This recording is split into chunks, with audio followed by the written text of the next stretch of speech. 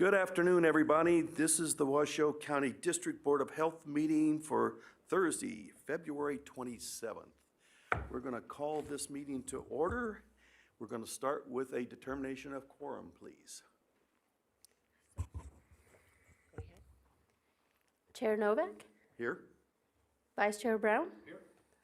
Marcia Bertbigler, Here. and Christopher Dare will be absent. Dr. Denko, Here. Oscar Delgado will not be, is absent. Tom Young. Here. We have a quorum, Chair.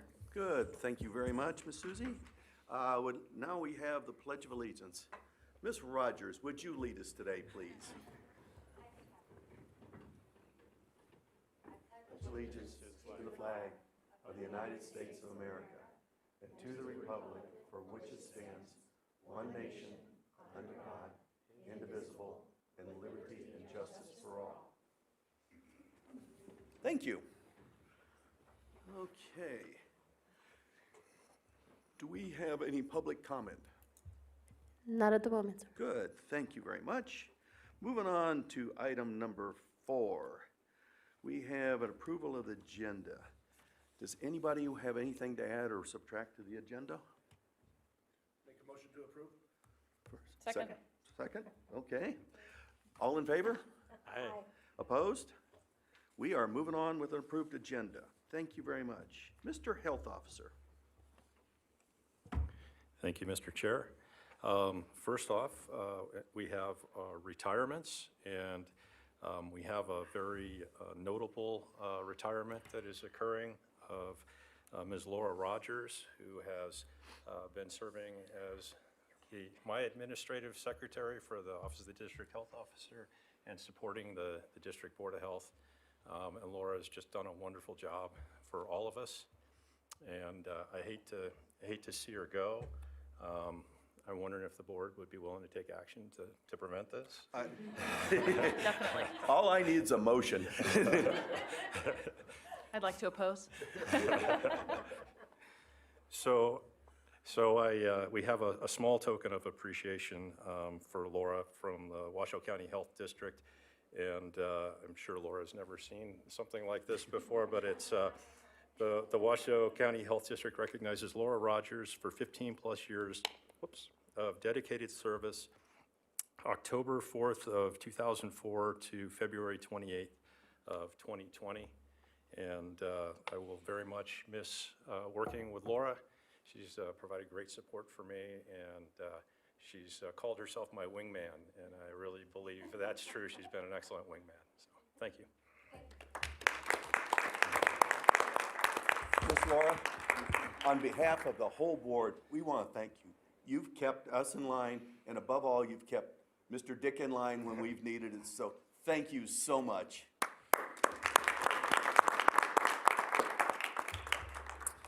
All right. Would also like to recognize Christina Conti Rodriguez, who has resigned from the Health District. She has served as our preparedness and EMS program manager, and so I thank her for her 14 plus years of service with the county. And so she's actually transitioned over to another local government with the Reno Police Department.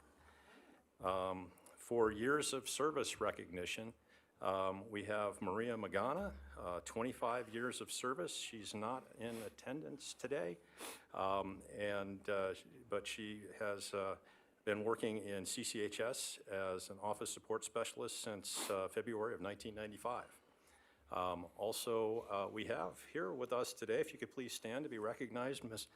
Valentin, Paula Valentin of the Environmental Health Services, who serves as Administrative Assistant 1, and she's been there for 20 years, starting in February of 2000. So thank you very much, Paula, for your service, and congratulations. We also have Heather Kerwin, our Epidemiology Program Manager. Heather, if you could, she's going to wave instead of standing up. She's been with the Health District for 5 years, and she was hired in February of 2015 in EPHP She's actually worked with us a little longer than that because we had her work with us as a contractor on our first community health needs assessment before she formally became a county employee. So congratulations, Heather. Thank you. We have several new hires. Anastasia Gunawan, who is our new statistician in EPHP. So she is a part-time employee in the EMS program. She's not able to be here today. We have replacing, I don't know if anybody can replace Laura Rogers, but in the position of our new administrative secretary is Susie Valdespan. And so I wanted to just take a minute to recognize Susie. She is transferring over from the county manager's office. So I guess Mr. Brown left so he wouldn't have to feel the pain of seeing Ms. Valdespan joining the health district. She has 18 years of service with the county. She started in human services. She's worked in the treasurer's office. She worked with the district's attorney's office in the criminal division and civil division.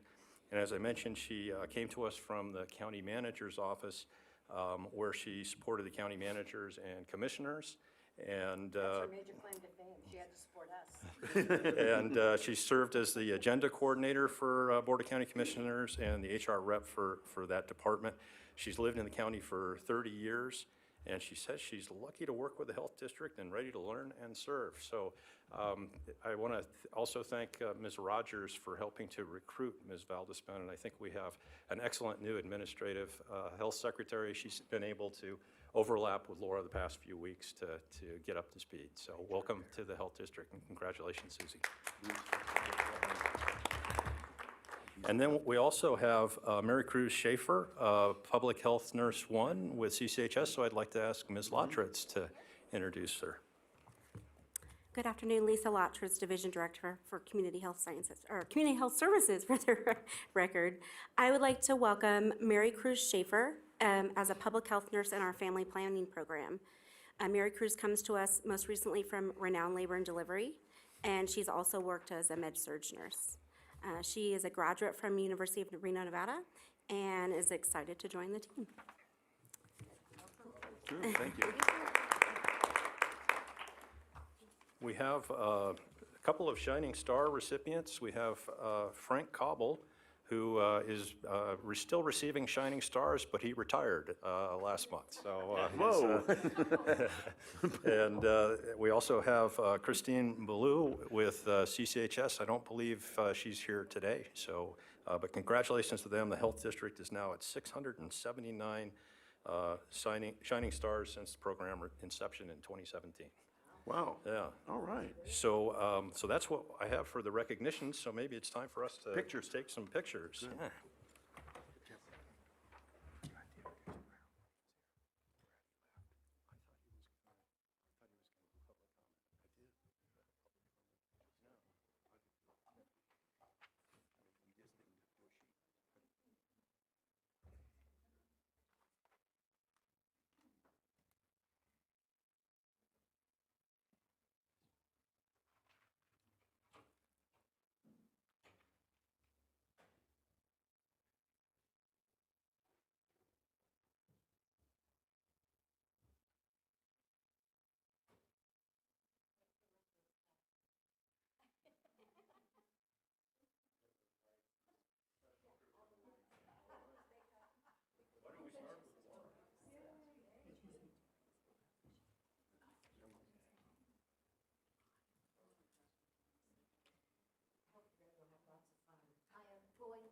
I am going to, Kevin, my 1 minute. I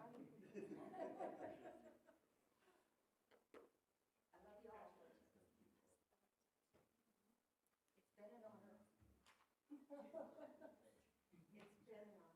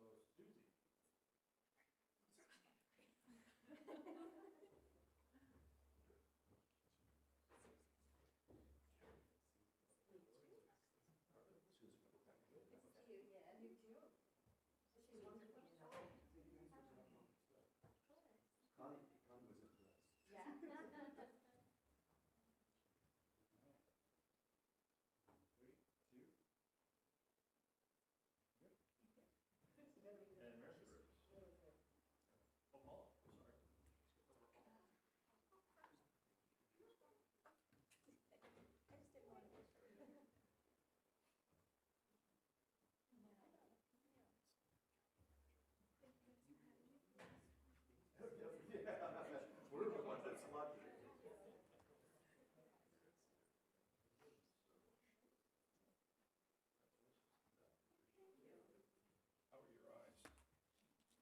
One of these says 20 years on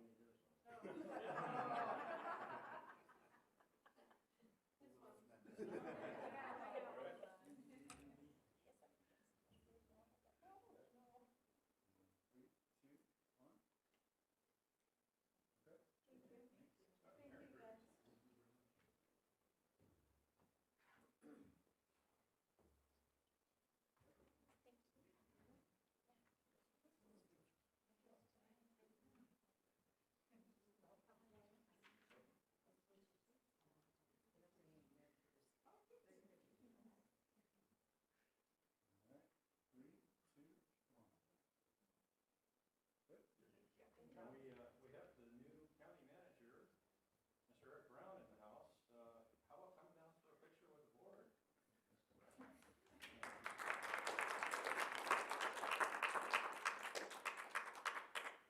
Back down, I'd have worn my tuxedo.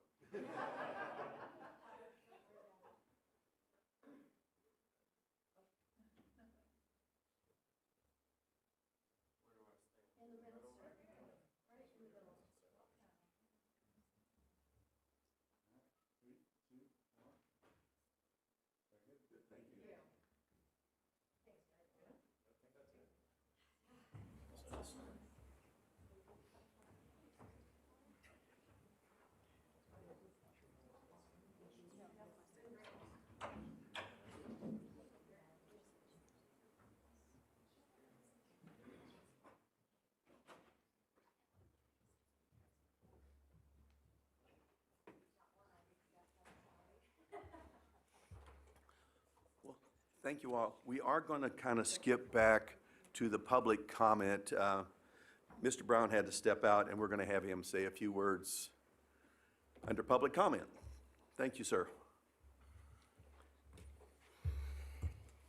Thank you. And just for the record, I also made personal pleas to Ms. Rogers about staying, but they fell on deaf ears apparently. So we're going to miss you. For those that I haven't had a chance to meet on the board, I want to introduce myself. My name's Eric Brown. I'm the Washoe County Manager. I was selected and started in November, and have already begun working closely with the health officer on various issues here in the county. I would want you to know that, if you didn't know, that in my prior career, healthcare was a big part of what I did. I spent the last 10 years as the CEO of the California Telehealth Network based out of Sacramento, which provided telehealth services and health IT services for safety net clinics and hospitals all over the state of California. And then later we expanded into areas of Oregon and Washington, other West Coast cities, so West Coast communities. So healthcare along with technology is near and dear to my heart, and I'm looking forward to bringing that expertise here to the county, as well as working with some of the partners from the private sector that I think can help us with some of the challenges we face.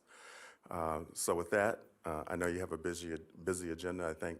Thank you, Mr. Officer, for the opportunity to address the board. Thank you very much. Feel free to come anytime. Okay, next item, number 6, we're going to get an update from Air Quality Management.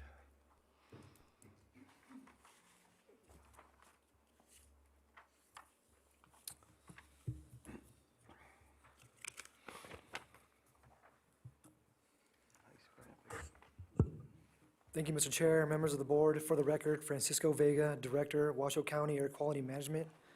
I don't have much to add beyond what was written in the staff report, but I would like to summarize it really quick before we get into questions and discussion. As was discussed in the staff report, the Air Quality Management Division recently conducted a review of the compliance and enforcement process and penalty calculation worksheet.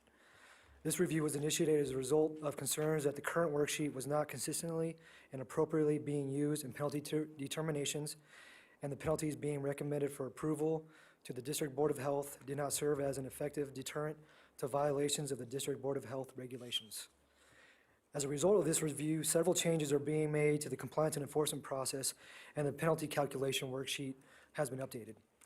The goal of these changes was to allow the inspections to solely focus on conducting inspections, investigations, and working with the facilities on any non-compliance issues. It was also to provide a more transparent compliance and enforcement process in which there is a clear separation between judge and jury. Next, it was a goal to update, obviously, and make the penalty calculation worksheet more objective. And then finally, allow the facilities the full 10-day appeal time frame at the conclusion of the enforcement process. In regard to the penalty calculation worksheet, and I think you guys have it there above you, and I think maybe I can go back. There we go. On this sheet, so this is the former penalty calculation worksheet. And on the left there, what was taken out was number 1, which was degree of violation. And that was removed because minor and major determinations of what is a minor and major violation is already determined by regulation. So that kind of part of the penalty calculation worksheet was removed. The second part that was kind of updated was on the right side in C, which was compliance history. And this is in regards to any kind of repeat offenders of the regulations and how those penalty calculations are calculated. And this was updated to be, I guess, more consistent with kind of what we see in other jurisdictions, and to emphasize really staying in compliance, and then obviously make sure that any kind of previous non-compliance issues are rectified. So obviously, this being the former penalty calculation, this is the new penalty calculation worksheet. And again, I've highlighted the 2 areas that were changed. And again, we're hoping that this worksheet is more objective and allows us to be more consistent across the board. So with that, I guess I'd be happy to answer any questions and open it up for discussion. Yes, sir. I just, out of curiosity, what is your most common, 2 violations that you deal with? And I have another question then, too. That's a really good question. Obviously, I've only been here 3 months, and I would hate to give you the wrong answer. I'd have to look into that. I would guess it's probably more minor violations like dust and things like that would probably be most common violations. But again, I'd have to look into that further. Okay. Another question, too. I mean, how many appeals do we generally get when someone goes out and cites somebody? Or do they just pay the fine? Or what's kind of, is there any statistical likelihood of appeals or people arguing with your officers? Again, from what I'm being told, appeals are very rare. During the settlement conferences, the violators are essentially kind of falling on their sword for the most part, and really accepting of kind of what the penalty is for the most part. So again, it's my understanding that appeals are very rare. Okay. If I could Yes, add to sir. that. I believe it's been over a year since we've had somebody that's appealed. Okay. So that's, you'll notice that the agreements that have been coming to the board have been the settlement agreements that we've had. So there hasn't been That's good. that kind of a process occurring, although it was available to them. Could I wanted to add something on behalf of Councilman Dare. He asked me to make this comment for him, and his apologies. He's actually down in Las Vegas today filming some census commercials, I believe. So he's working to make sure everybody gets counted. But I did have a conversation with him, and he requested that we put this item on the agenda And we pulled action on the air quality penalties last month because he wanted to have this presentation to the board on the change in the fees. He feels that at this point, since we have the settlement agreements already established with the use of the new calculation worksheet, that he's comfortable moving forward with those. But what he does want from the health district now and in the future is when we're changing the way we do something and how we're doing something, that we communicate that to the community before we implement it. And so I'm making that comment for on his behalf, and I believe that that's a sound approach for us to be using. I'm good. Yeah, Support that. very good. Thank you. Any other comments, questions? We need to accept the report. Move acceptance of this report. Okay, and second by Chief Brown. All in favor? Aye. Opposed? Carries unanimously. Thank you. Very good work. Thank you. Okay, next is the consent agenda. Does anybody want to add something, pull something on the agenda?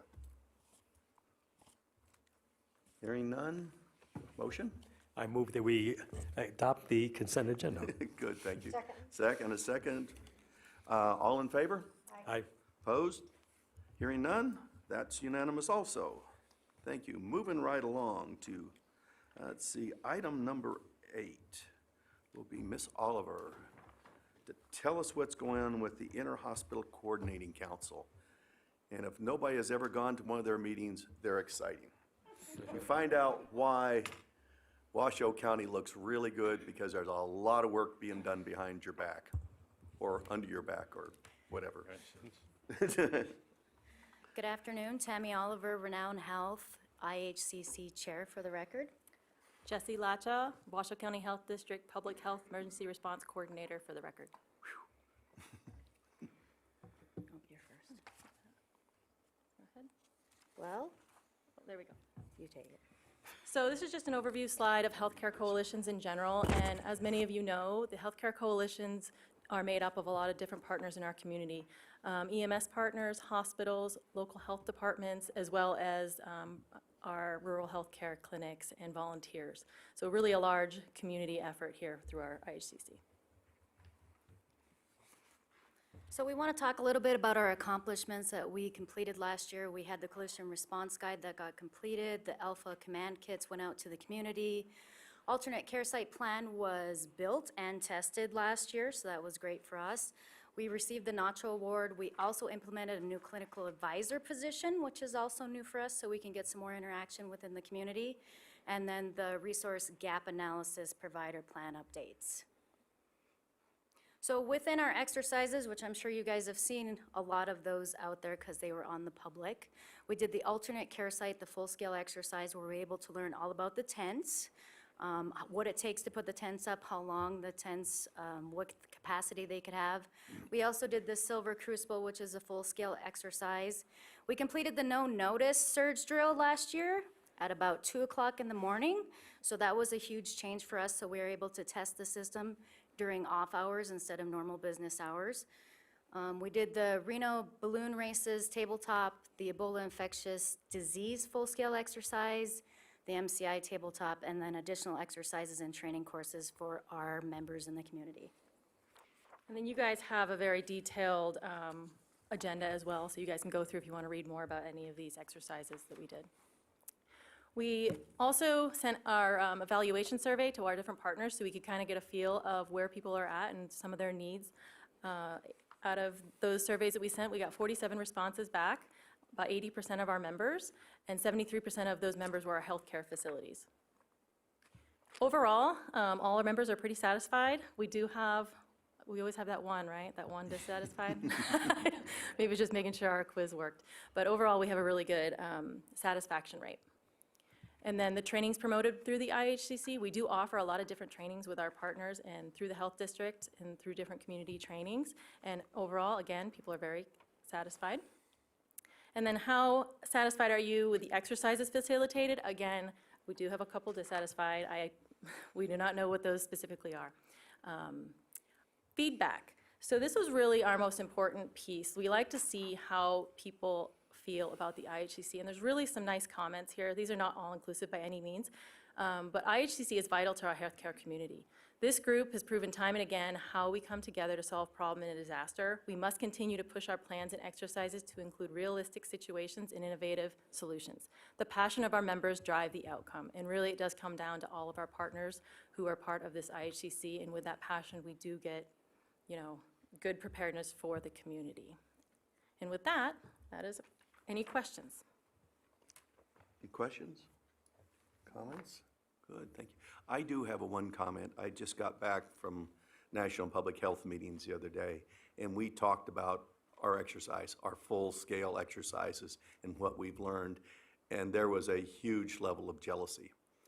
That, how did you pull this off? And I said, it's taken a lot of people and a lot of time, and it does take money, but we found little things like we can't get the x-ray machine off the curb. A tabletop, it worked great. Well, couldn't get EKG. But I want to tell you what a phenomenal job. And the NACHO award and stuff was part of the group I was with, and they still remember some of the things that were done then. So thank the group. It's a lot of work and a lot of time, but people do notice, and even around the nation. So thank you very much. Thank you. Thank you. Okay. Are we missing Mr. Dowell? Yes. And you're going to fill in for him. Thank you very much, Ms. Alexa. Good afternoon, Mr. Chairman, members of the board. Alexia Jobson, Public Affairs Manager of REMSA for the record. You have all received a copy of our January compliance report for your review. However, I do want to point out a couple of things from the EMS survey this month. First, even among the section titled 5 lowest scores, we still tend to perform above the benchmark database agencies. Also, the monthly tracking has seen positive upward trending. And regarding the comments this month, there were no negative comments that needed follow-up. All of the reviews were about the good work, concern for patients, and the outstanding effort made by our field providers. We're very pleased to report.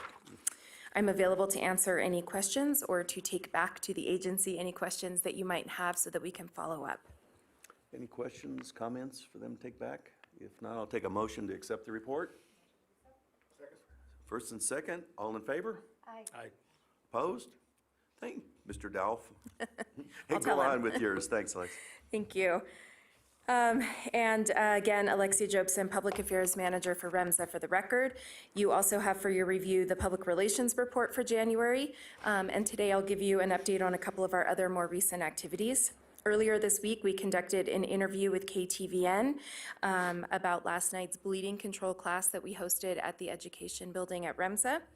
In mid-February, REMSA hosted a new program aimed at engaging community influencers and thought leaders titled Beyond the Lights and Sirens, REMSA's Executive Experience.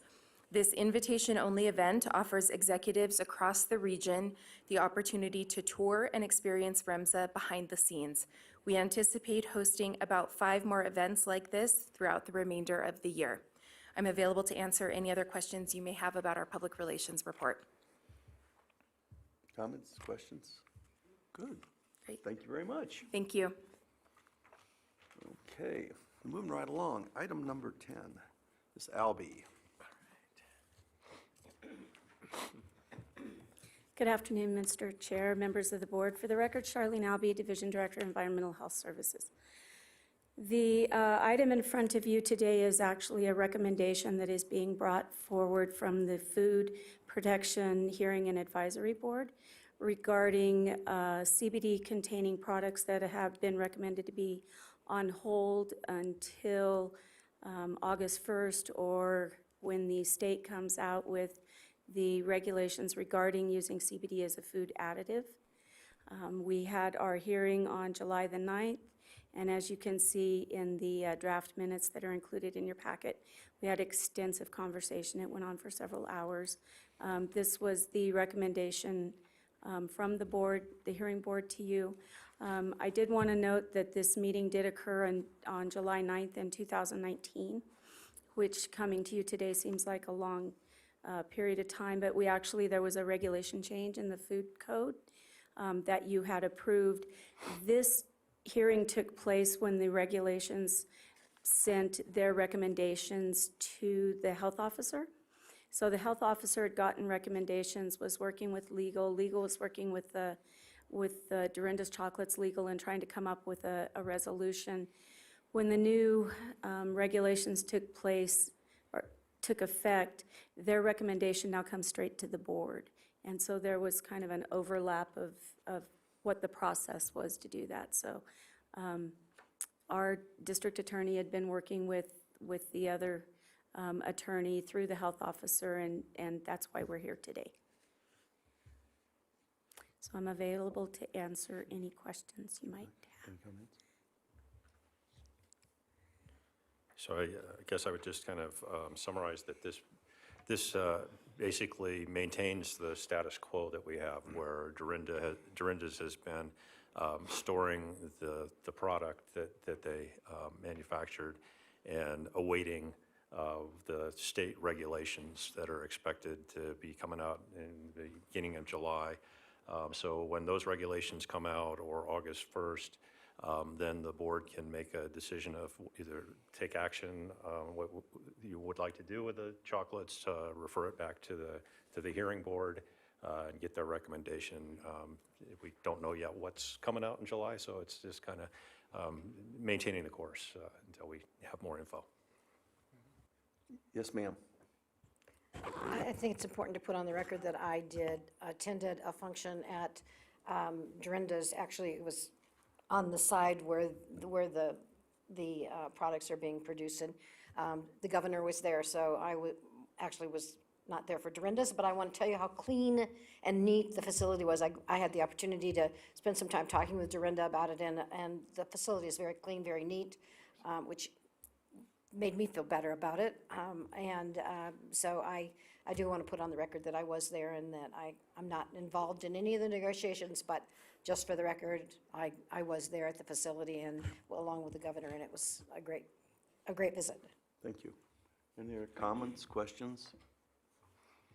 Do we need to accept the report?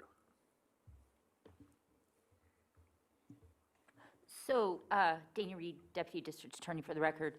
The motion, and this is based on a new regulation, and what I will advise the board is that the hold order that was issued by the advisory hearing board is, in and of itself, is not a final order. And so the proposed motion that you have in the packet is essentially a motion to affirm that hold order pending the regulations, at which time the matter will come back and you can either enter a final order or refer it back to the hearing board for further deliberation based on the regulations. As the Board of Health, you have one opportunity to refer the matter back, and that may not be ripe for decision today. So your motion might want to be to simply maintain the status quo, which allows Dorinda's to continue to preserve its product pending the outcome of the state regulations. Good. Can somebody? Okay. Well, can we do that? Can we have public comment on this? Will Adler's here under public comment. Would this be a good time to do this, or can we do this?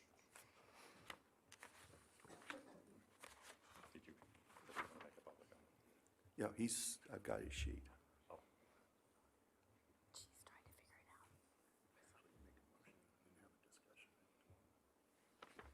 Okay. That makes sense.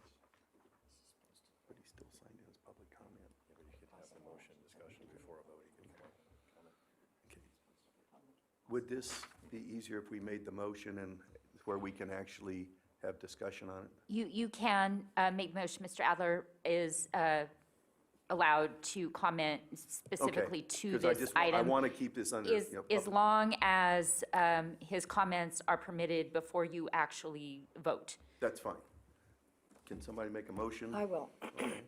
Thank you. I would move, rather than going through this lengthy motion, I think what I'll simply say is move to maintain the status quo. Good, yes. I'll second that. Second, okay, first and second. Before we vote, is there any comment? Now it's your comment. Try not to break the rules here. All right, Will Adler, for the record, representing Silver State Government Relations, representing Dorinda's Chocolates in this case. Yes, I do believe generally the current motion is acceptable. I would just caution that not necessarily do regulations end in July or August or whenever. We actually have the draft regulations out from health. The first stage of state health came out in January, and those are going to the Attorney General's. And that just sort of is a mystery bag. You don't know when you'll get them out. You know, it could be, you know, September, who knows? But it could be as soon as March. So I just know that it could happen earlier in this. And, you know, if possible, we'd like to request some flexibility if it is done earlier than that, that we could come, you know, petition you guys to get it done earlier, you know? But that would be our one request in this function. And then in general, yes, the chocolate does hold for a long enough period of time that we're comfortable keeping it. And that, just to let you know, federally things are still changing as well. The FDA released notice yesterday, and the DEA agreed that hemp isn't a drug anymore, and you don't have to have a DEA testing license to test hemp and CBD products. That was just last night even. So that's how quickly these things are still changing. So just know that it could happen earlier and not just on this timeline. But thank you very much. Yes, ma'am. To address Mr. Adler's comments, as the attempted drafter of the motion, you will notice that it does say until after August 1st, 2020, or when the state's regulations have been adopted, if that date is earlier. The intention is definitely to keep an open dialogue, and in the event that the board is in a position to take action at an earlier date, or in the event we have information that the regulations are delayed or not quite coming out on the exact day they're expected, we can have that dialogue, because we certainly don't want to arbitrarily penalize anybody when we know these regulations are coming. No, So and like the you said, intention is change to allow for your that. section, you know, by the hour, whatever, so. Yeah, thank you. And I did see that, and thank you very much, Will Adler, for the record. I just wanted to orally state that as well. No, thank you. Thank you. I'd be happy to amend my motion to simply say that we move to maintain the status quo until the state's regulations are adopted, or whatever date that is, and then we're not setting a firm date. Is that acceptable for the second? Okay. Any other comments? If not, I'll entertain a vote. All in favor? Aye. Opposed? None? Carried. Very nice. Thank you both. I like things work out that way. Yeah, me too. Okay. Now we have a presentation on the community health improvement.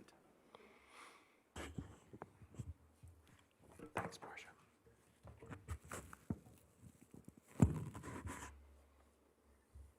Brianna Lavoie, health educator for the Office of the District Health Officer. I'm here today to present the 2019 Community Health Improvement Plan Annual Report. During my presentation today, you're often going to hear me refer to the Community Health Improvement Plan as the CHIP. The CHIP is a community-driven improvement plan. However, the Washoe County Health District is charged with collecting the data, tracking the CHIP activities, as well as producing the annual report. The annual report is a highlight of the activities accomplished by working together with our partners to improve the community's health. In the latter half of my presentation, I'll also talk about the goals moving forward here in 2020. The 2018-2020 CHIP has 3 focus areas: housing and homelessness, behavioral health, physical activity, and nutrition. On the side of the presentation, there is a pie chart, which is a visual representation of the strategies that have been implemented, and there are 29 in total. In 2019, each focus area had a committee that met quarterly, and some of those committees had subcommittees that would meet more frequently depending on when those activities needed to be completed in the action plan. Our first focus area is housing and homelessness. The committee did a wonderful job accomplishing 9 out of 9 of those strategies. One of the biggest accomplishments was the completion of the regional strategy for housing affordability, led by Truckee Meadows Healthy Communities. Community partners completed a comprehensive analysis of housing needs in the region and also identified strategies to meet those needs. The Reno Housing Authority was proposed as the lead organization to implement the strategy. In addition, the Youth Homeless Roadmap that was adopted by RAW leadership was also continued to be in conversation. One of the activities that has come to fruition from that roadmap has been the 24-hour drop-in center, which is also known as the Eddy House, that is now available to youth in Washoe County. The second focus area is behavioral health. 7 out of 12 of those strategies have been accomplished or have made progress on.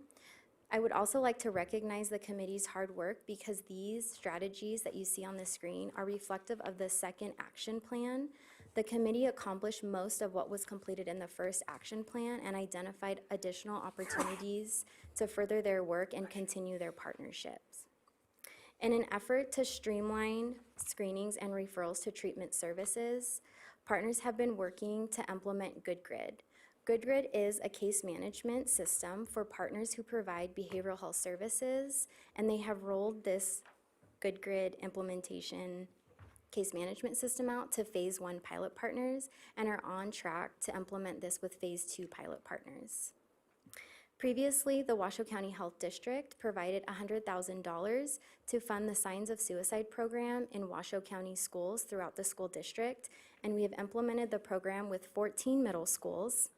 Of those schools that have received the program, over 4,000 students have watched the DVD, and of those students who have received the program, 30% has had a positive screen warranting further interventions that those students have either received on-site or through a follow-up appointment.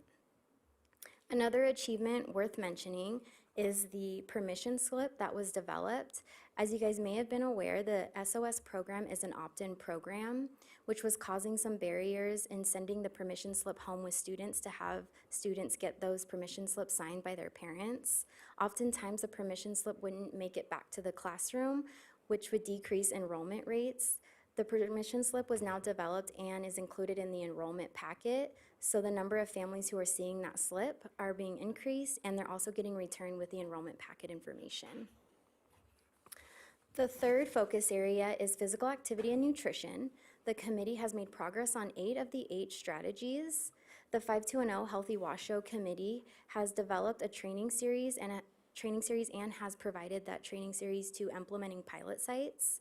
The Washoe County Health District has been working closely with the area superintendents from the school district to identify 5 pilot sites for schools. Those schools are Silver Lake, Polaquitas, Agnes Risley, Marvin Moss, and Jesse Beck. We're also implementing the program with Renown Health Ambulatory Pediatric Clinics, as well as Northern Nevada Hopes and with Community Health Alliance. We have also partnered with the Reno and Sparks Chamber to identify 3 chamber members who we're partnering with, in addition to our 24 departments within Washoe County. We've continued to provide family health festivals in 2019, and we're proud to say that 2019 was a year of growth. Our committee has continued to refine the triage process to better connect families to resources in the community, and because of that, we've been able to serve just under 2,000 residents.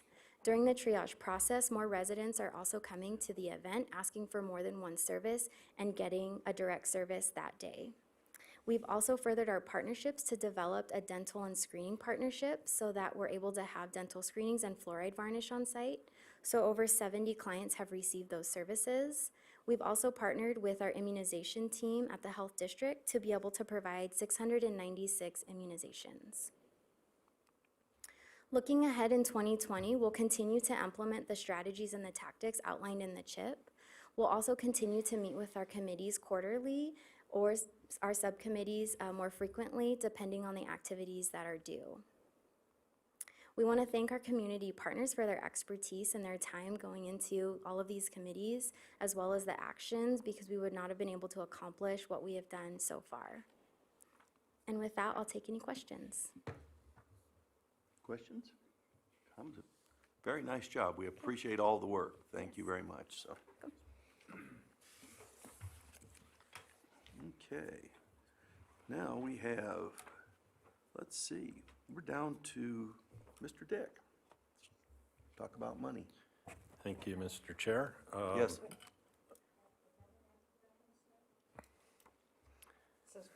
Okay, then we'll vote and accept the report. Thank you, ma'am. Okay. First, second, we will accept the report. All in favor? Aye. Opposed? We're totally accepted. Thank you, ma'am. You still can't leave. Okay, now go. Thank you, Mr. Chair. This is our annual budget item. So we're presenting our proposed budget for next fiscal year 21, that'll run from July 1 through June of 2021.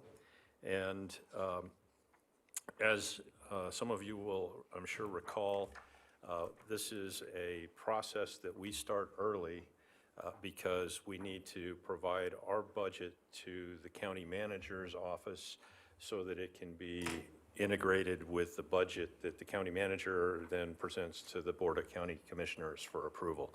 And so, so that's why we're here in February every year looking for approval on this with not complete information about what all the cost impacts might be before all of the county's budget is put together. So this is our conceptual budget that we're presenting with the understanding that it may require some minor tweaks as we find out about health insurance costs and those types of things. So I wanted to briefly review some of our accomplishments for the year and the programs this will support, and run through revenues and expenditures and what this looks like for our future fund balances. As far as accomplishments for the year, I think you're aware of many of these. We got our National Public Health Accreditation. We continued with a good job of delivering our core and traditional public health services. We just heard about the progress with the Community Health Improvement Plan that's occurred over the year. We participated in a number of emergency preparedness exercises, and you heard from IHCC today. We provided financial support for different community partners in areas of priority for the health district and the board.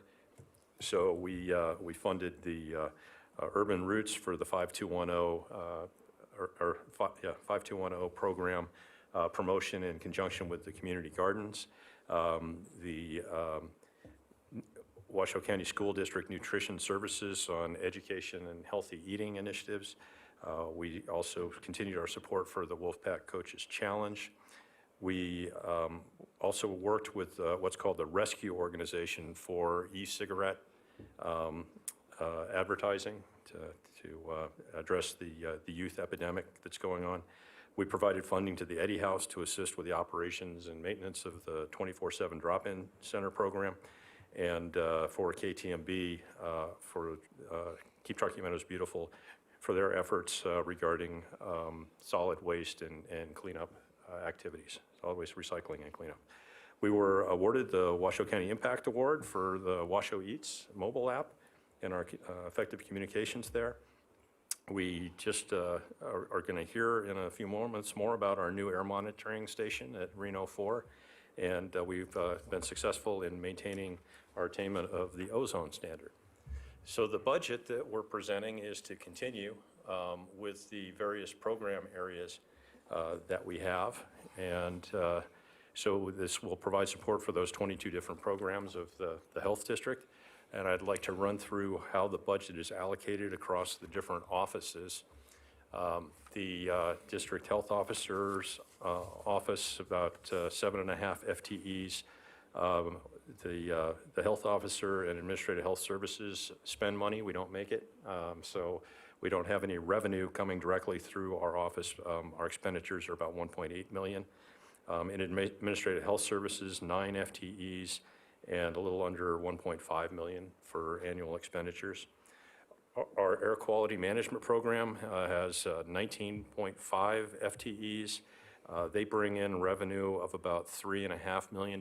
That's composed of federal EPA grant funding, funding that we get through DMV pollution control funds. So that's basically $1 on every smog check that's conducted in Washoe County. And then we also get revenue from the permit and service fees for that division. While you'll see that the revenue is slightly larger than the air quality management program expenditures, I wanted to be clear that we are not collecting more money for those fees and services than they cost us, because this budget only includes the direct costs for the air quality management division. It doesn't include the indirect costs that we sustain in supporting those operations. Community and clinical health services, the total program FTEs over 65, so this is our largest division. The revenues, which come in through federal grants and state, federal pass-throughs, as well as state grant funding, total a little over $4 million. I'm sorry, the revenues also include, I need to acknowledge, the billing reimbursement, which we have hugely expanded over the last few years, about half a million dollars of that. And then our total expenditures, about $8.6 million for those services. Environmental Health Services Division, 45 FTEs, total revenues of about $4.5 million. Mostly that is from fees for permits and services. We have a small amount of grant funding that we receive that helps to support that, but that's a very small portion of that revenue.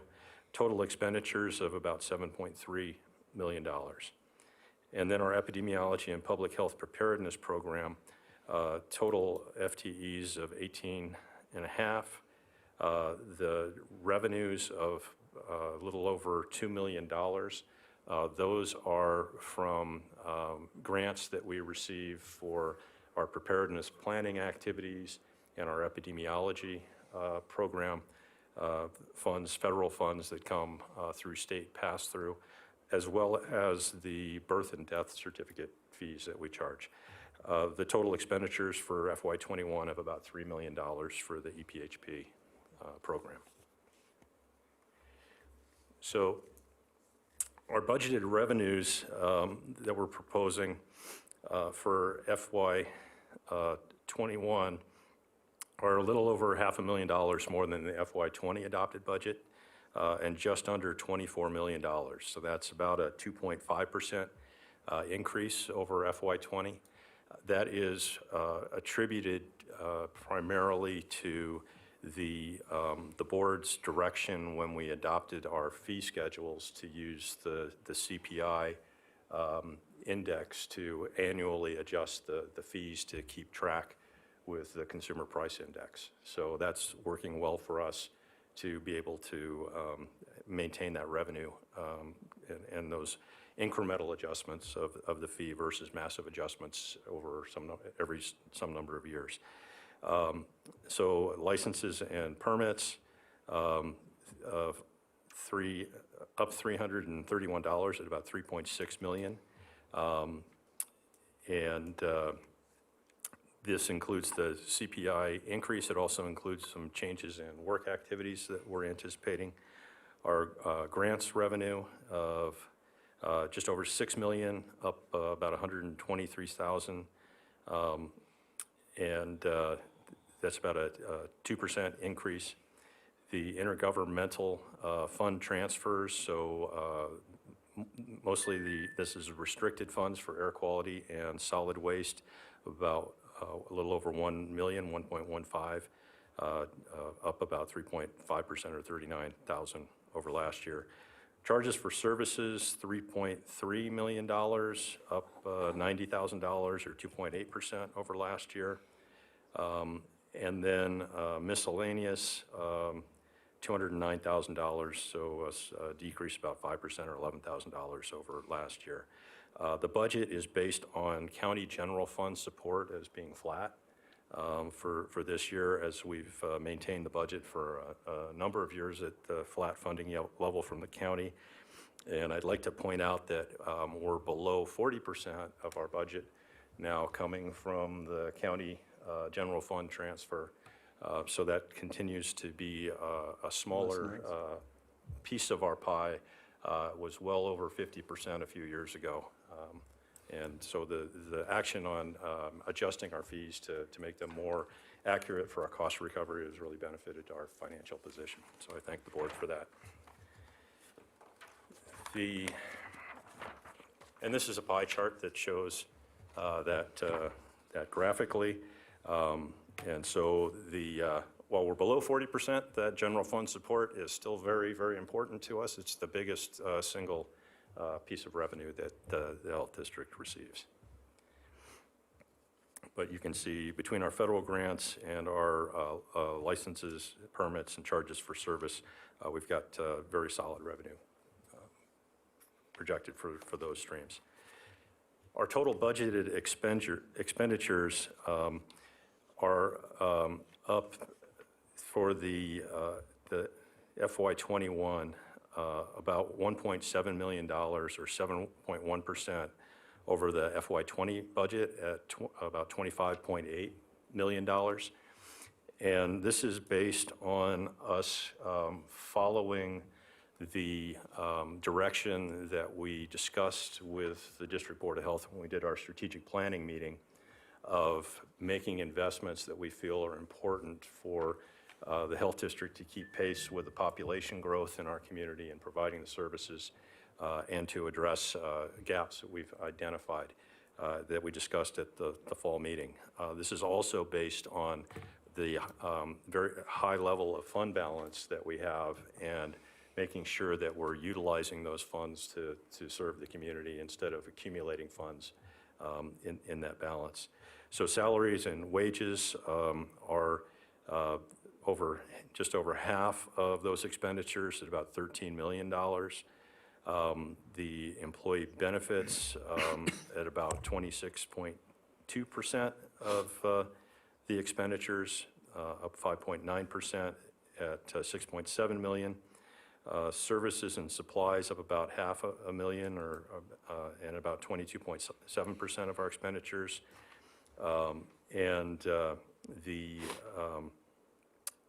capital expenditures have been reduced about $100,000. We've got declining costs for software maintenance that we have for the health district, and we're now moving to, or we are in the cloud with Office 365 and OneDrive with the rest of the county. So again, the pie chart that goes with that budget, as you can see, salary and wages and benefits, the lion's share of our expenditures, which is common in government agencies and that are engaged in service delivery for our community. So to run through the above base requests, and these are fairly consistent with our discussion in November, the services for chronic disease, behavioral health, and injury prevention were identified as a gap that we have in our health district program areas. As you saw from the CHIP presentation and had decided that behavioral health is a priority for our community and that the District Board of Health determined for our CHIP. And we also are seeing alarming rates of suicide that are occurring in our community. Unfortunately, the latest figures just came out a day or two ago, and we went from 11th in the nation to 8th in the nation for suicide. So that's moving the wrong way on those numbers. And then we see every day in the news traffic, vehicle and pedestrian and bicycle accidents and fatalities. So we think that these are both very significant needs that we have in the community. We're proposing a new health educator coordinator position and a new health educator 2 position to work in these areas and an operating budget for those staff in that program. Our other staffing adjustments are largely related to keeping pace with the growth and the service delivery that we need to provide to the community. So new public health nurse supervisor, as I mentioned, we have 65 FTEs in CCHS, and they are really stretched on span of control for their supervisory staff. So we believe it's vital for them to have another public health nurse supervisor position. They currently, I believe, has the same number of those supervisors as we have in the 45 FTE Environmental Health Services Division, just for some perspective on that. A new epidemiologist position. This is one that we're requesting because of the increase in reportable diseases that are being reported to the health district with our increase in population, and the need for our staff to respond and investigate those to try to prevent the spread of disease.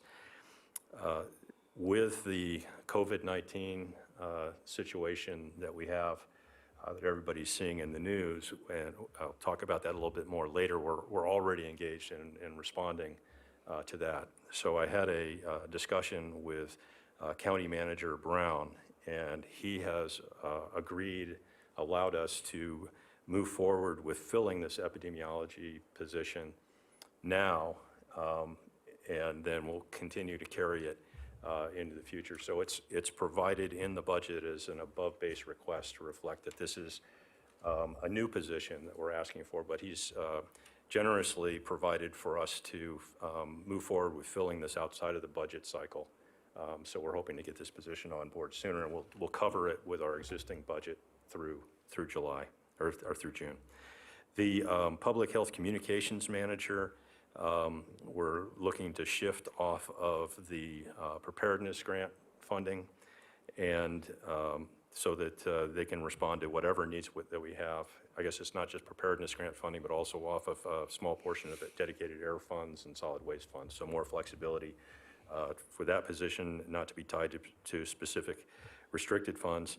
And the immunization staff, also to move them off of lost grant funding with a decline we've seen in immunization dollars coming in, and support them with local dollars, because we know how important immunizations are for control of disease in the community.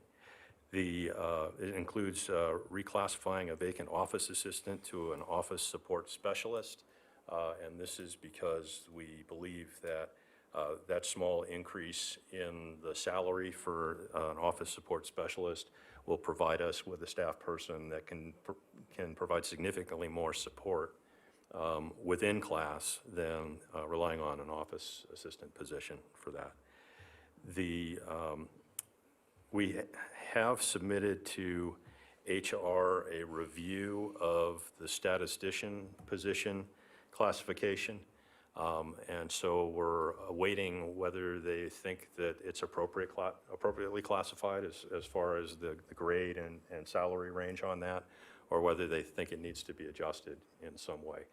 We haven't built any dollars in for this, and we'll support whatever comes out of that within our existing budget. And then we're also proposing to eliminate a vacant unfunded intermittent hourly office assistant position. And I believe this is because of the reduction that we've, I guess, maybe not a reduction, but not an increase in the WIC funding that we are receiving, flat funding. Is that correct? No, I got that one wrong. Anna will correct me. Anna Heenan, for the record, your Administrative Health Services Officer. That Office Assistant 1 position was actually part of the Vector program. They have created a full-time office assistant position to assist in all areas of environmental health, and we took the funding that we had with this position and applied it to a full-time position. So that's where that one's coming from, environmental health. Thank you. Thank you.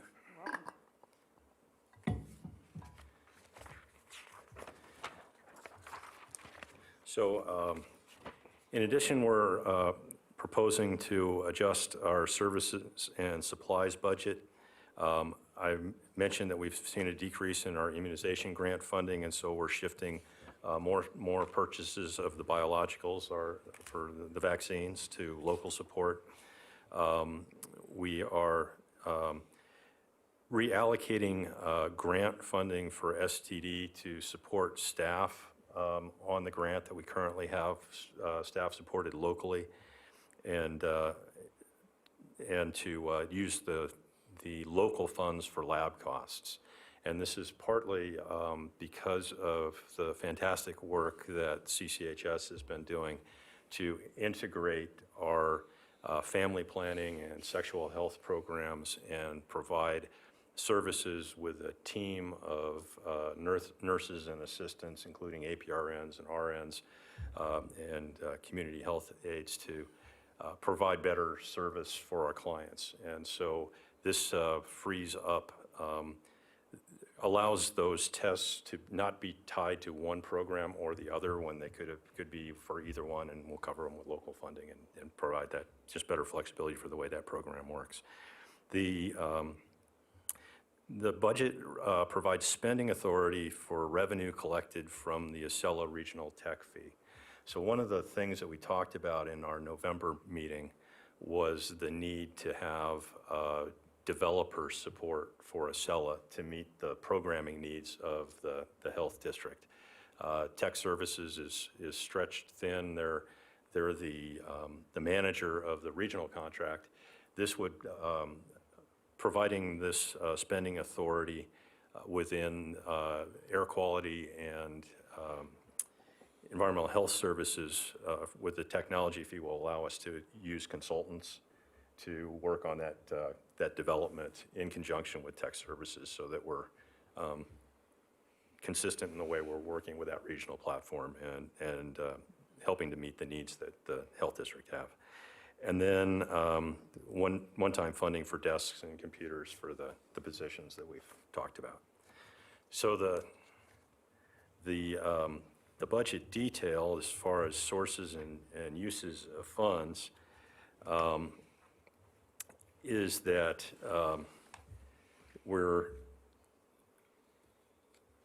our estimated ending fund balance for our current fiscal year is about $7.5 million.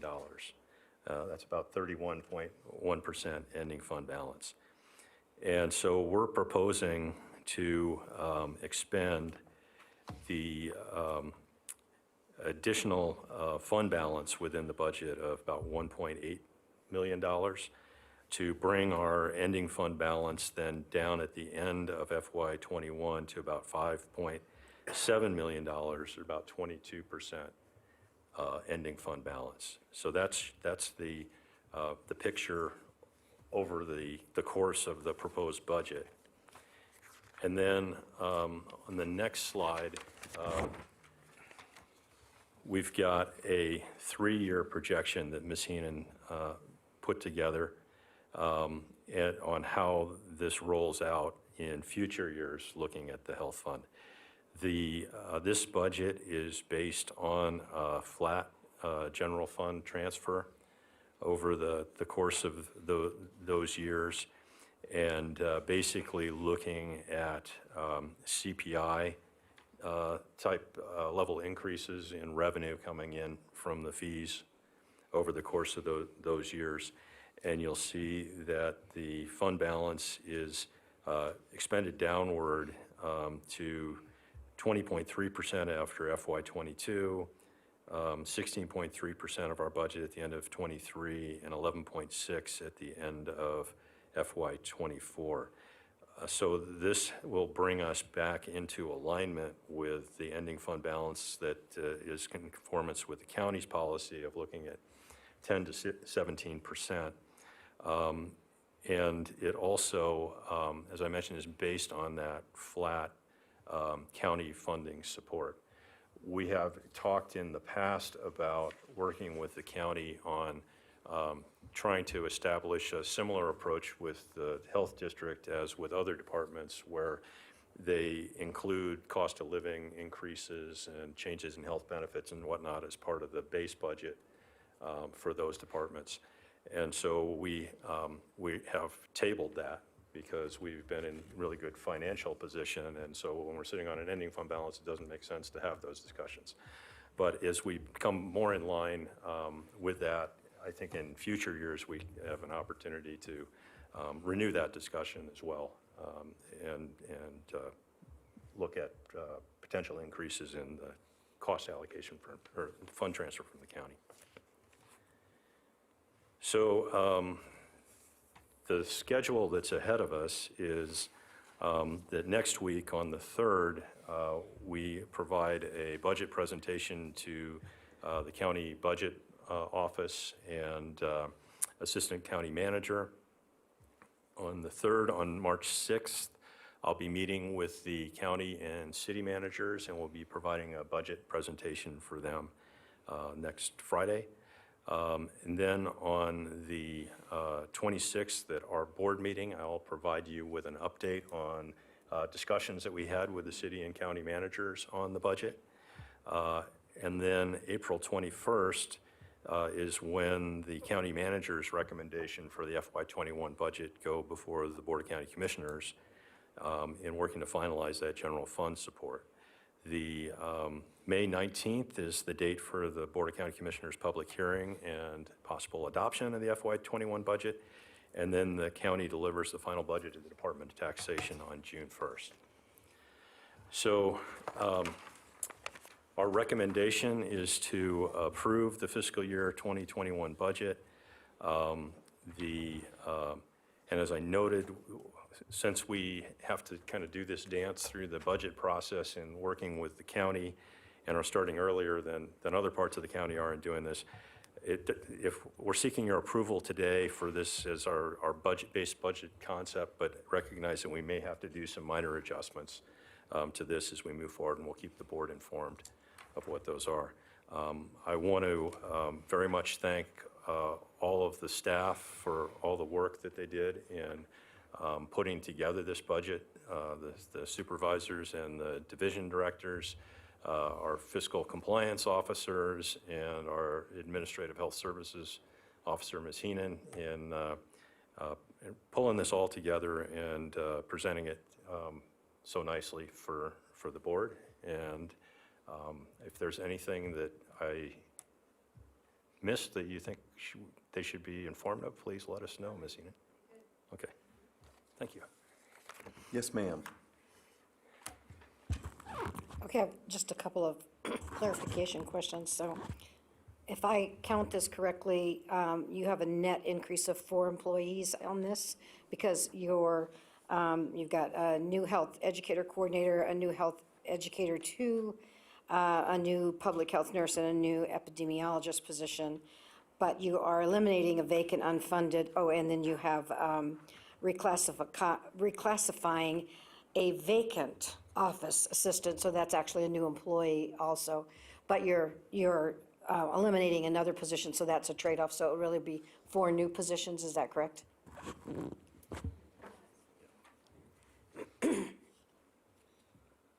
Yeah, for the new positions that we're requesting, it's 4. Okay, good.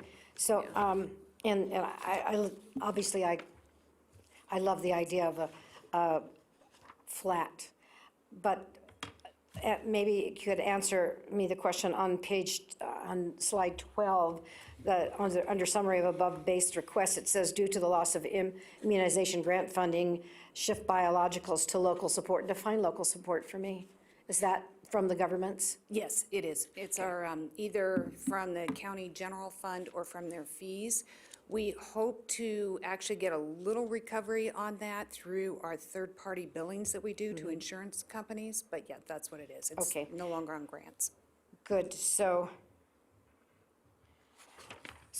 then on the reserve, and clearly it's an issue of, we have state requirements for all of us to keep our reserves in a certain area, so the county is clearly in that area. I guess I would express, and I appreciate the fact that you guys are running such a tight ship that you can do this, and that you've done such a good job that you've got reserves. But I am a little bit concerned about what happens in 24, 25, 25, 26, when we go back up to an ending fund budget of 7 million, which is essentially where we're going to have to go back to. The only reason it's gone down, it goes down to 3 million in 23, 24, is because we're taking money out of the reserve funds and putting it into the budget. So how are we going to address this? If you're talking about budgeting 5 years, 10 years down the road, or, looking in that area, I don't want to have to cut services, I guess is what I'm saying. So how are we going to make sure that we're still protected? So let me take a stab at that, and then I'll see if Ms. Heenan wants to add more. A couple of things. So the budget that we have, what I didn't mention, and I should have, is we're also continuing to include $500,000 for one-time expenditures. So some of those projects like the Eddy House and that type of stuff. So that provides us with funding that we could not spend in the future without having to get into a position of losing staff. So we've got that $500,000 a year cushion built into the budget that Ms. Heenan has projected into the future.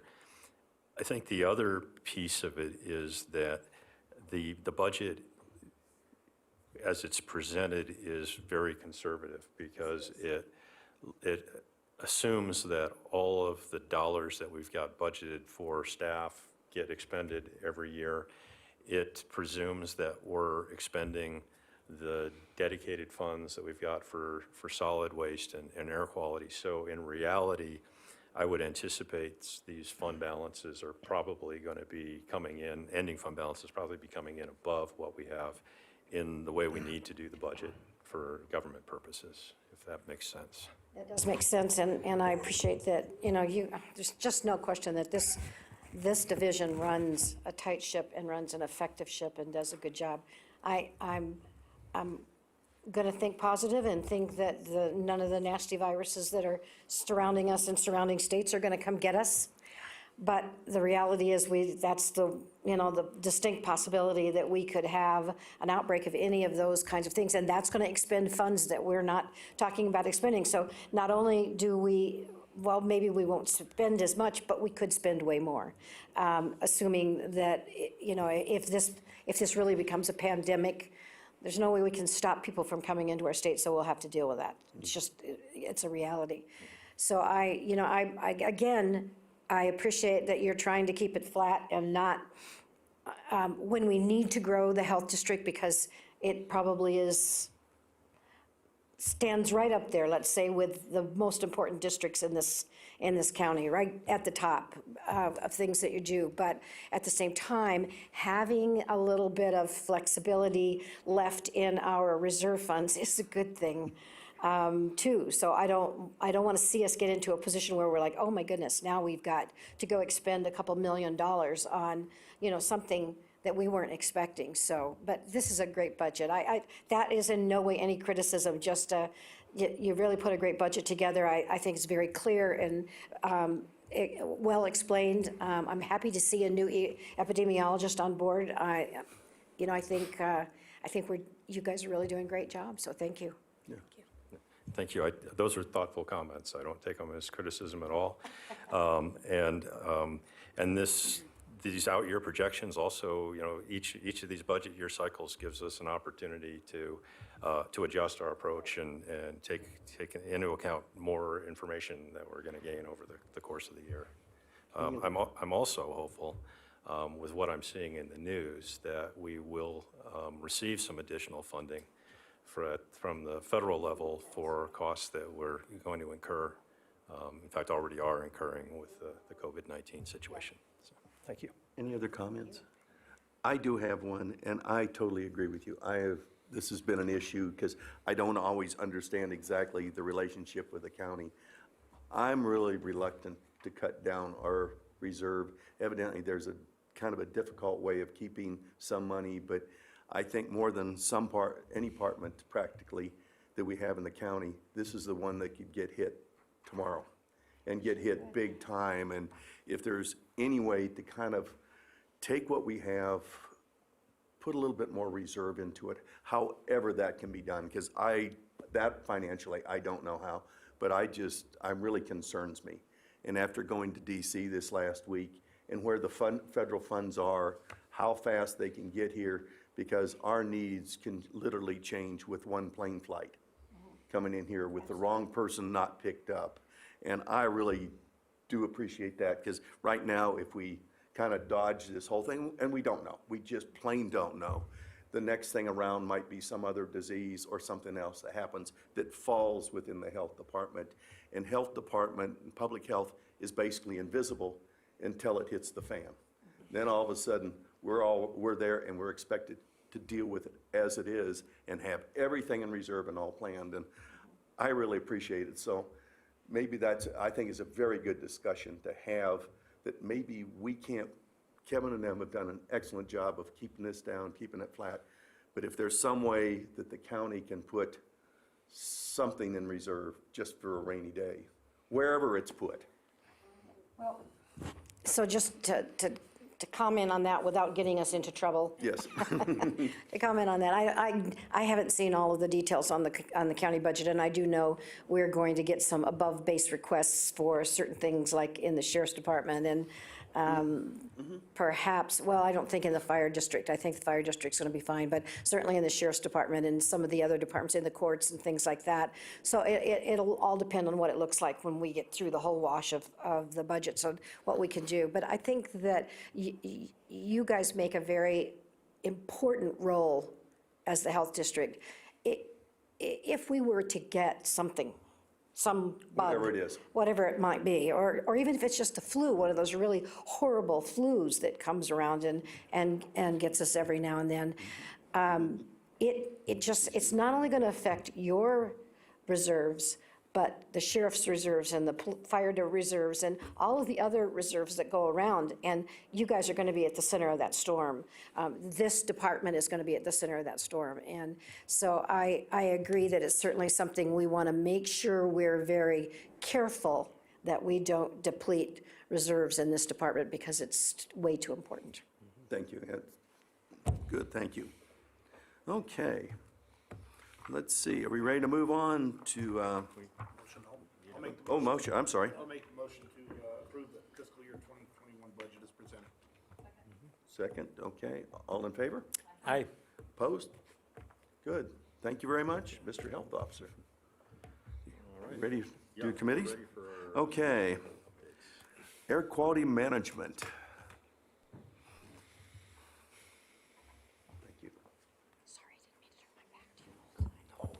Thank you, Mr. Chair, members of the board. For the record, Francisco Vega, Director of Washoe County Air Quality Management Division. I don't have much to add above what was already presented in the staff report, but I would like to mention that in next month's Board of Health meeting, I will be presenting information on a lawnmower exchange program we're developing. In this program, what we're doing is replacing kind of older gas-powered lawnmowers and replacing them with battery-operated lawnmowers. So again, I'll be presenting more information on that in the next month's Board of Health meeting. Good. All right. I did that at my house. Perfect. Thank you. Thank you. We just replaced my grass, so. Okay. Miss Lisa.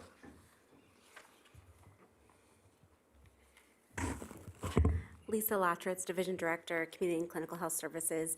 I have nothing to add to my report, but I'm happy to answer any questions. If there are any. Questions? Nice report. Thank you. I like those concise. I do too. Don't mince words. Ms. Albee. Hi, Charlene Albee, Division Director, Environmental Health Services. I too don't have any additional information to provide, but I'm available for any questions you might have. Anything? Perfect, Okay. thank you. 2 in a row. Keep moving here. Okay. Dr. Todd. Okay. Never can take a blow over here.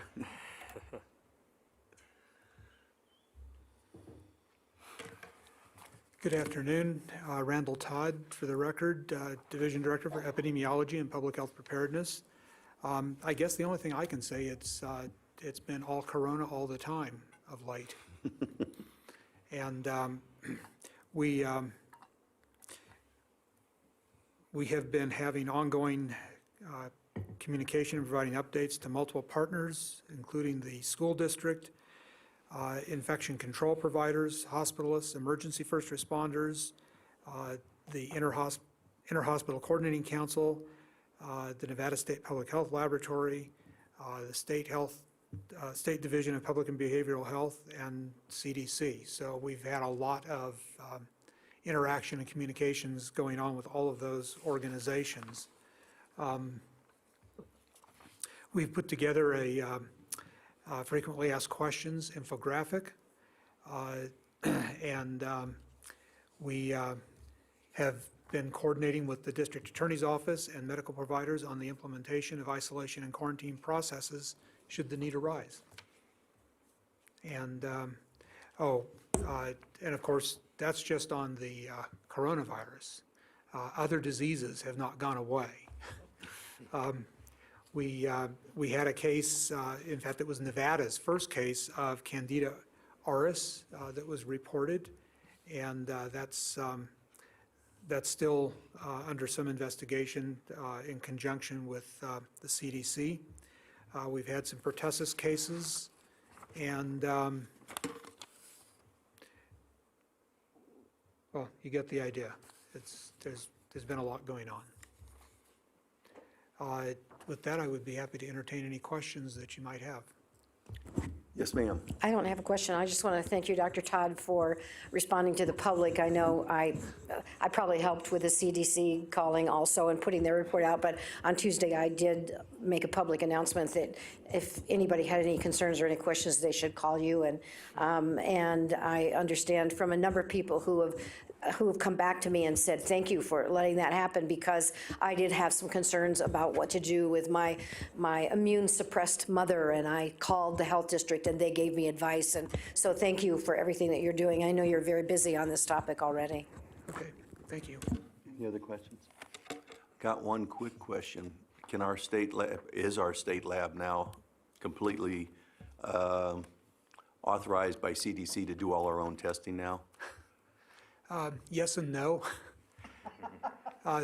The state lab, my understanding is they have the reagents to do the testing, but they cannot test without CDC's authorization to do so. And these reagents are not at this point being made available to the private sector labs. So right now, if you're a physician in private practice and you have a patient that you think ought to be tested, you have to work through the bureaucratic processes that we have to make that happen. Is everything at this point, and I mean today, because this is shifting hourly, can we send tests for coronavirus or COVID-19 to the state, or does it all have to go to CDC? Well, right now it would, our state laboratory could do the testing. They have the reagents to do so, but it would need to be done with authorization from the CDC. So if I understand that, we have to call the CDC, get approval for the state lab to do it. Is that correct? That's my understanding. Okay, no, yes, you have something? If I could add. Sure.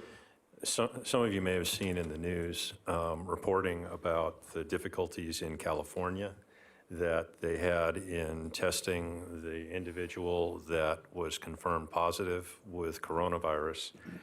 They had to wait days, and this person was hospitalized and in really pretty bad condition. Finally, CDC allowed that person to be tested. The CDC has some fairly restrictive criteria on the individuals that they allow to be tested, depending on their travel history and whatnot. And so it's been a frustration of the health district that they have not allowed wider use of the coronavirus test. During our call with CDC yesterday, there was discussion that some of their people were actually on a call at the same time with the state labs, but there was discussion of what's called the universal or the emergency use authorization, the EUA, which is the authorization under which the test kits were distributed to the state labs. And so currently it's very restricted with having to have that CDC authorization. We're hopeful that change in that use authorization will occur soon. And we've also coordinated with the state in developing a work group across the health authorities so that we are together developing the criteria and the protocols that we would use for what types of situations we would authorize the test to be run by the state lab. We want to be consistent through the state so we don't have one area overwhelming our lab capacity, but we want to have some broader criteria for how we can utilize the test. If I understand correctly what the news was saying last night about the new organization or committee or oversight committee, whatever it is, that President Trump has put into place and has put Vice President Pence in charge of, that's one of the first steps that they're supposed to be addressing, is figuring out how anybody who's anybody can be tested if the doctor has any concerns. Because I think one of the things that they cited on the news last night was the lady maybe in Los Angeles who was told she didn't have it, and they sent her home, and then they said, oh, you do have it after all. And so that's one of the things that I think is really concerning people. And, you know, from the perspective of a state like Nevada, where we're sort of surrounded by it, people fly through our state, and, you know, they could easily bring it in on an airplane or whatever. You don't have to have gone to Asia, apparently, to get this thing. So so I know that was what they were saying last night. So I'm hoping that that will come fairly soon, that they get that project on. I know one of the other concerns was that they're concerned, do they have enough test kits? And if this really becomes a pandemic in the United States, do they have enough test kits? And that was a concern that they were talking about last night. Of course, that's Trump's fault, but that was a concern they were talking about last night on the news also. Sorry, that was a political comment that didn't need to be made. If I could add just another, it's also very, very staff resource intensive. So currently, if we want to try to have somebody tested for the coronavirus, we have to go through the state EOC to CDC to have one of their people arrange a call with us and have our staff then making the case for why we believe that people should be tested. And so I think it could really help with everybody's resources if they could provide more flexibility to us as well. Because Dr. Todd said to. That's good enough for me. Anything else? Well, Thank you. I'm welcoming a successful vaccine as soon as we can get it. Next great. year. Okay, Mr. Health Officer, it's your turn. All right, I've got a couple of things that I wanted to mention, and then I'm probably going to come back to COVID-19 as well. The City of Reno on February 10th had a special meeting to talk about a review of the Reno Fire Department that had been done by the Center for Public Safety Management, and it had a number of recommendations for ways things could be improved with Reno Fire. The meeting focused largely on one recommendation, or two of them that had to do with dispatch and EMD. And with the proposal being made that Reno should take over the EMD dispatch and do that themselves. REMSA is doing that emergency medical dispatch process. That was a point of a lot of discussion when we did the renegotiated franchise agreement, and the agreement was that REMSA would continue to do the EMD, and we would work on the CAD to CAD connections. From the discussion that occurred at that February council meeting, the direction that was provided was for a work group to get formed that would include at least some council members and regional partners to discuss this further and come back with a recommendation in 4 months. I know that Dean Dow has corresponded with the mayor and the city manager in Reno regarding REMS's willingness to participate, host meetings, et cetera, if it was desired. I've talked with Chief Brown about, and he's willing to also participate in that work group on behalf of the District Board of Health. But to date, there's been no movement or meetings of work group on those issues. So that's where we're at with that. The other thing that I wanted to mention before I get back to COVID-19 is on housing and homelessness. And I want to say I've been very impressed by our new county manager and his understanding of public health and the issues that affect health in our community. And so we've had conversations with him regarding housing and homelessness. And through that, we arranged a conference call with him and enterprise community partners that have worked on the regional strategy for housing affordability. So he's been briefed up on that document. As you'll recall, that was presented to the city councils and the county commission back in September with a recommendation that Reno Housing Authority be the implementing agency, but maybe we need to make a few tweaks to how that all works to have the Housing Authority effectively working for the region. So he's been briefed on that. I wanted to mention we've been working with some of the funds that we have for improving our public health communication in the community with Reno News and Review.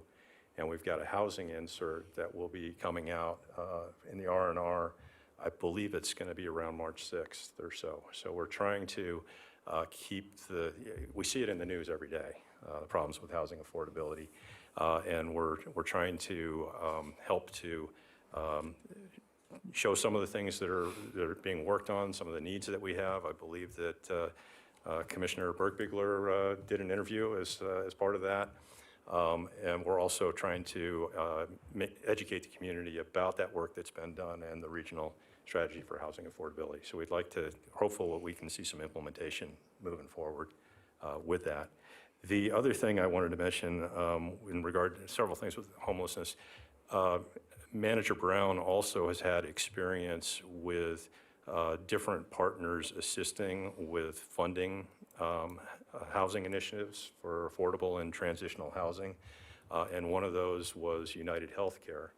And so United Healthcare's health plan in Nevada here, and they're doing some transitional housing work in northern Nevada. I think they house somewhere between around 30 and 40 people. Do more in southern Nevada, but we also set up a meeting for Manager Brown with Health Plan in Nevada. And he's very interested in trying to pull together a strategy. He's compiling information from all of the county departments and working with the cities to get that.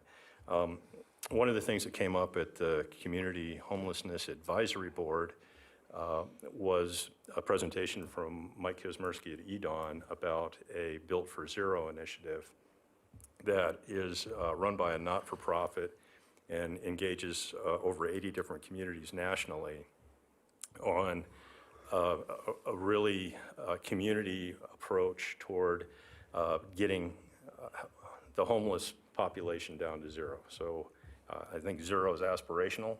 It's a good aspiration to have. They bring together cohorts of their partners in this to meetings to work on how they're going to address this regionally and who are the different partners and what they're going to do. So the meeting coming up is in April of this year in DC, and there was some discussion about the region joining in on that. When I spoke with Manager Brown, he'd done some work in looking into this with reference checks and whatnot, and the cities and county were interested in joining. He was going to try to get a few $1,000s contributions from each of the partners. I agreed for the health district to pay. It was $10,000 to join. So I agreed to pay for that to get our region involved and working together to get out to work with that Build for Zero. Back to the COVID-19, we have been very active. We activated our Department Emergency Operations Plan on January 27th, so we've set up an incident command structure that we're using for dealing with that. We have been working with contacting people that are traveling back to our community from China on the monitoring, as well as with healthcare providers that have individuals with symptoms and travel histories that they're concerned about. Everybody has seen in the news the shift that the CDC has made in the past week of saying, working on our borders and keeping coronavirus from coming into the country, to saying we need to be prepared here for community transmission like we're seeing in other parts of the world. So we had our incident command meeting this morning, and we talked about that work and preparedness with our community partners.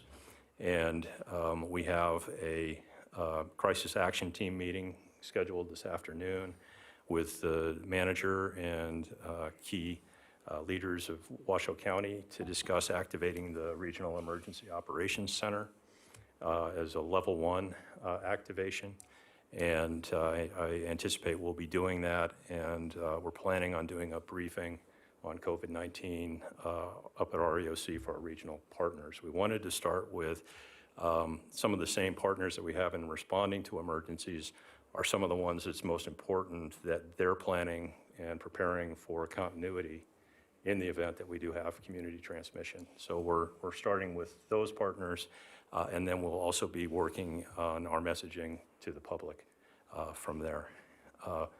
Related to that, over the lunch hour today, I was contacted by the governor's office, and they are having a meeting with the governor and state and local stakeholders down in Las Vegas tomorrow, and are planning a news conference, press conference tomorrow at 3:30 to help to demonstrate to the public that we are all engaged and we're working together on this.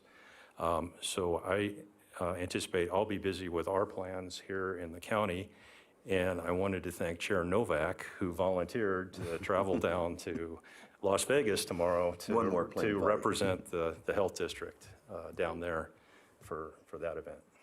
So that's my update. I think John may have some comments coming up in his board comment, but I believe there's a picture that we have of Dr. Novak's recent adventure in Washington, D.C. Maybe not. All right, we'll get it. Yeah, that's good. I do want to tell you to report back, because the board did help me get there and represent.